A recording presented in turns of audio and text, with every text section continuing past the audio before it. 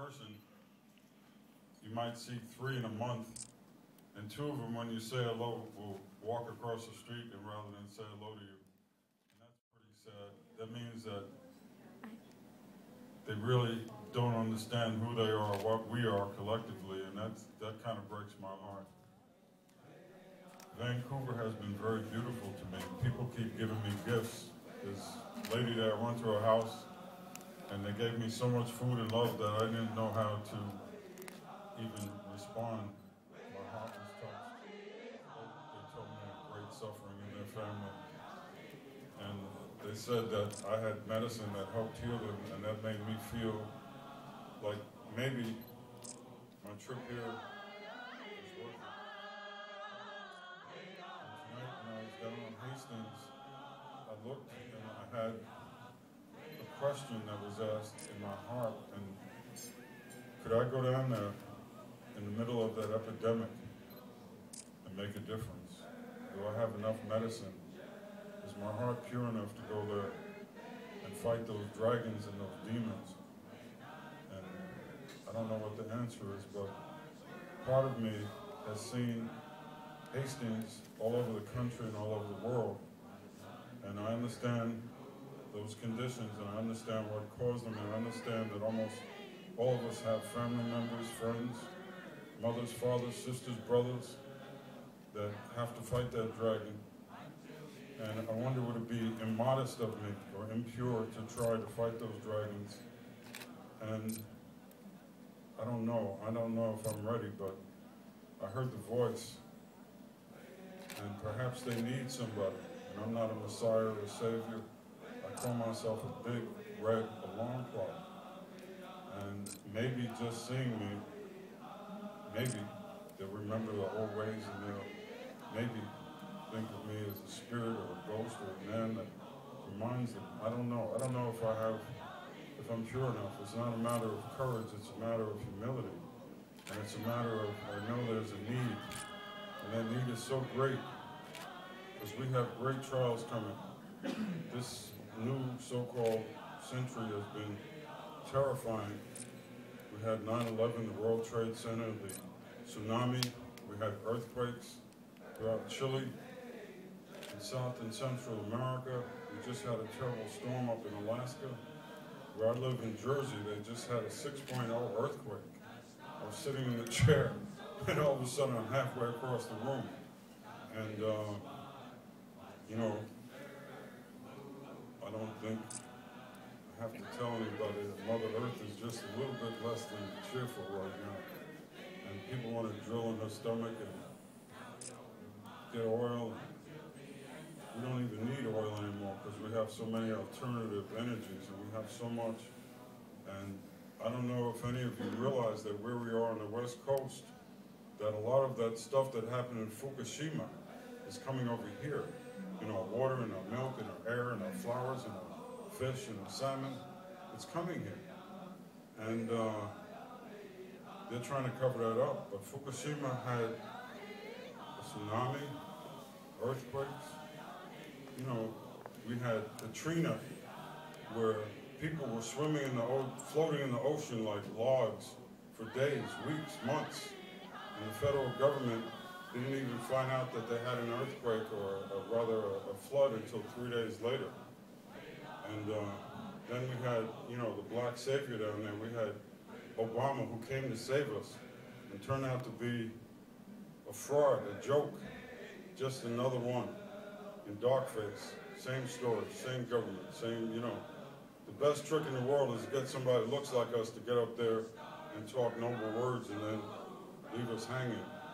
So we're in for a very rough ride. And like I said last night, I don't want to be too long. I know it's late. Some of you are hungry. You've been here too long. I just want to say, reaffirm what I said last night, that the thing that can save us, the only thing that can save us, is our love for one another. We have to love ourselves more than they hate us. Again, I'm going to say it again.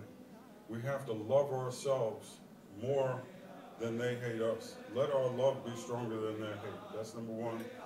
Number two, we have to realize what time it is. We have to have a sense of unity amongst us, amongst the people. It's always been the people. And the third and the most positive and powerful thing that I can say is that we win through the generations by not losing. And they lose by not winning. Through the generations, we should already be gone. We should already be a memory. We should already be something in a history book. But like the man said, we don't die. We have to come back. We have to renew it. We have to find that energy. We have to find that spirit. I'm 64. And right now, I'm fighting cancer. I'm fighting to stay alive. I'm fighting every day just to be strong and keep a smile on my face and keep my, back and my legs straight. And I'm praying, and I've had a lot of people make a lot of prayers.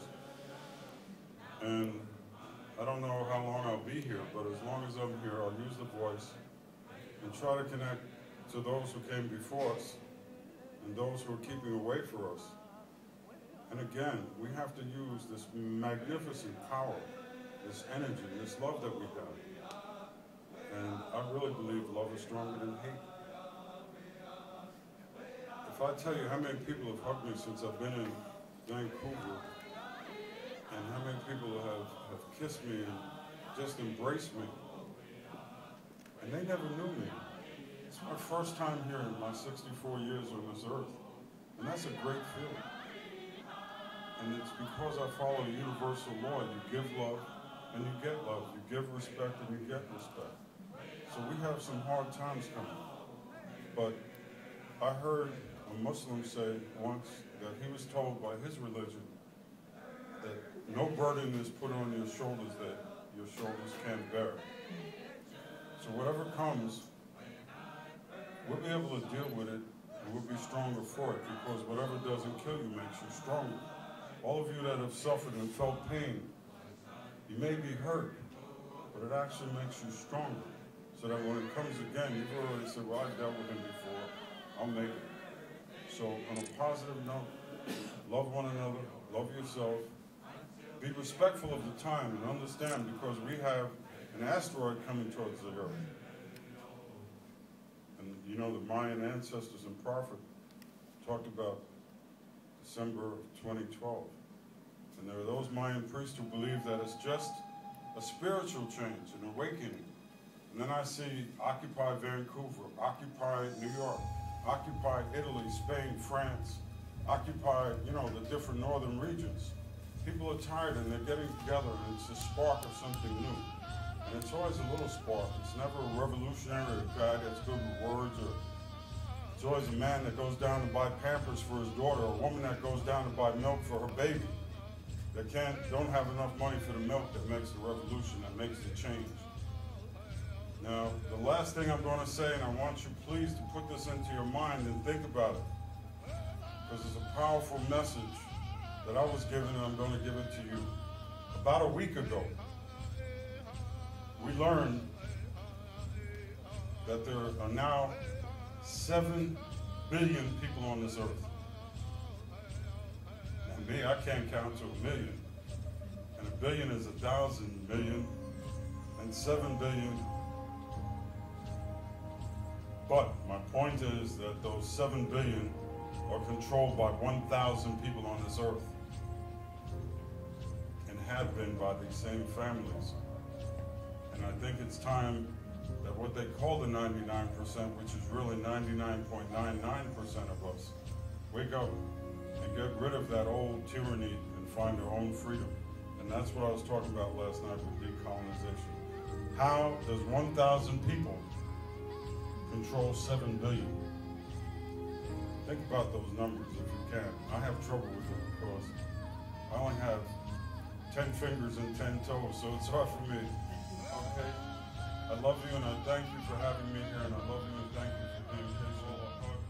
And I pray that I come back and see you again, and I pray that I've left some medicine and some healing and some love in your hearts.